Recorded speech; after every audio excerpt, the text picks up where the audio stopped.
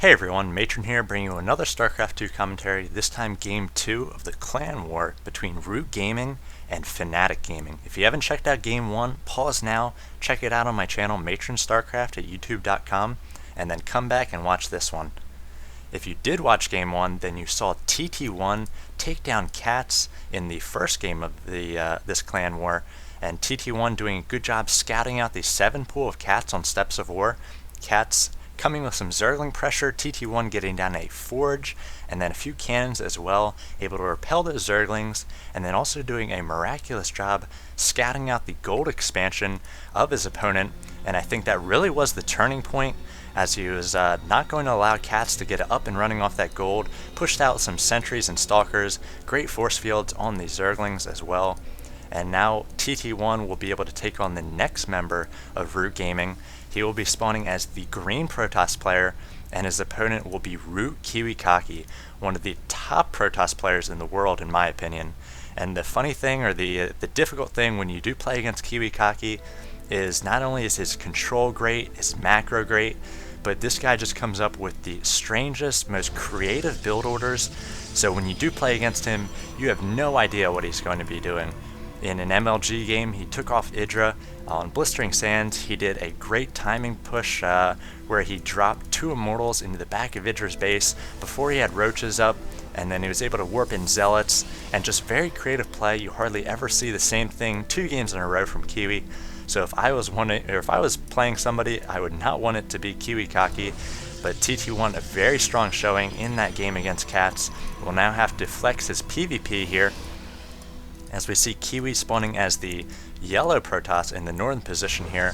Going to be going down for a gateway about the same time, TT1 perhaps a little bit ahead, so Kiwi may be going for a bit more of an economic game. See him sending that probe down to the southern part of his base and now into his natural, making sure there are no proxies here.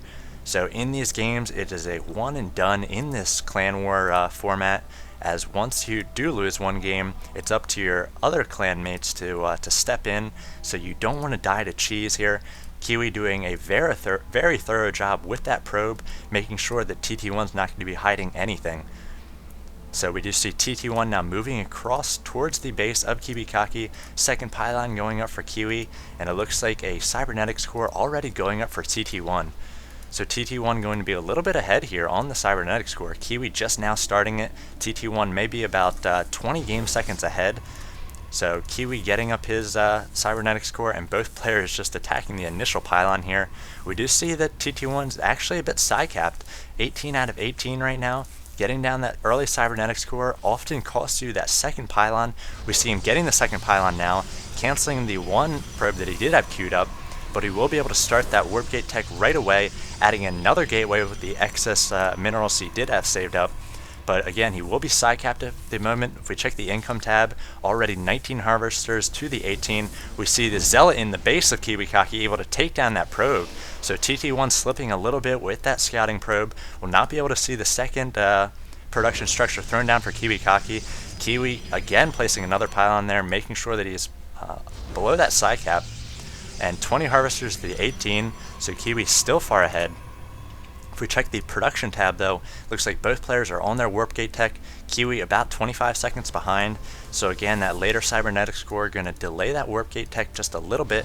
Kiwi getting up a second gateway at this point, as well as a stalker, and now throwing up another 3 gateways, so going to be going for a 4 gate. TT1 has 3 gates going, getting up another pylon as well. Midfield we do see a stalker trying to take on this Zealot, and it's going to be able to kite this Zealot, but there's going to be a lot of actions on the part of TT1, and now Kiwi reinforcing with a stalker here as well, so you're going to have to chase back this stalker of TT1. A proxy pylon going up on the western side of the map for TT1, and Kiwi may be losing this Zealot here, as it does try to retreat away from the stalkers of TT1, but he is pulling those stalkers away and sneaking in the back here, throwing up a pylon right outside the base of his opponent is Kiwikaki. His warp gate tech just now completing, the 4 warp gates coming up as well. Looks like TT1 warping in a number of stalkers. If we check the unit counting station, 25 probes and 1 stalker to 21 and 5. So I'll leave this up. Will be important just coming up here as we see Kiwi moving in with his 4 Stalkers at this point. Now a 5th Stalker being added to the mix. So both players with 5 Stalkers right now, 27 probes to 22. And TT1 looks like his first pylon going to go down here. It is powering these right 2 most warp gates.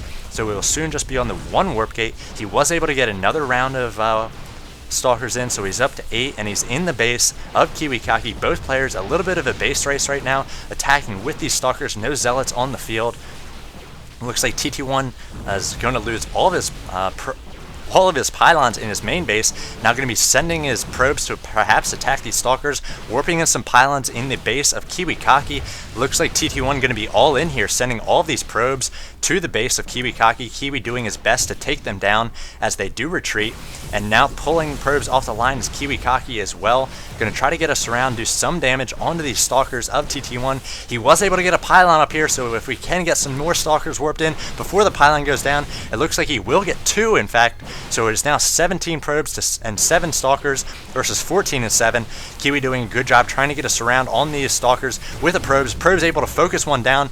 The 2 Stalkers here in the back of his base, looks like they are focused down by TT1's probes, but now Kiwi coming in with these Stalkers and getting a good surround with his probes and his Stalkers on these remaining Stalkers of TT1. It is 16 to 3, 14 and 2.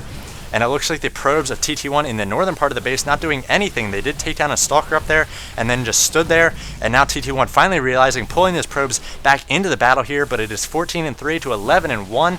Now 9 and 1 as the last Stalker of TT1 goes down. And TT1 having to give the GG. That is, the remaining count of units is 13 probes and 3 Stalkers alive for KiwiKaki. And just 4 probes remaining for TT1. Wow, action-packed there as both players finish their warp gate tech, get their proxy up, and start warping in units almost directly into their opponent's base. So TT1 pulling off all those probes in a defensive move. It wouldn't have done him any good to continue mining there, as all the pylons were taken down by KiwiKaki right away. So those warp gates were not going to be functional anymore. And Kiwi did a very nice job. He snuck in another pylon there, and it powered enough, or it was up for long enough to power 2 more Stalkers out. And I feel like those 2 Stalkers were huge in this game. They really turned the tide of the battle. And then TT1 losing control of those probes in the northern part of the mineral line there. If they had been in the battle, it might have been a little bit extra more DPS. Could have swung things the other way. But both players, very impressive play in a very hectic PvP battle. They're always interesting, and Kiwi able to even up the series 1 game apiece. So Kiwi will now take on the next member of Fnatic Gaming in Game 3 of this clan war. I'll go ahead and cast that now. Thanks for watching this one. See you there.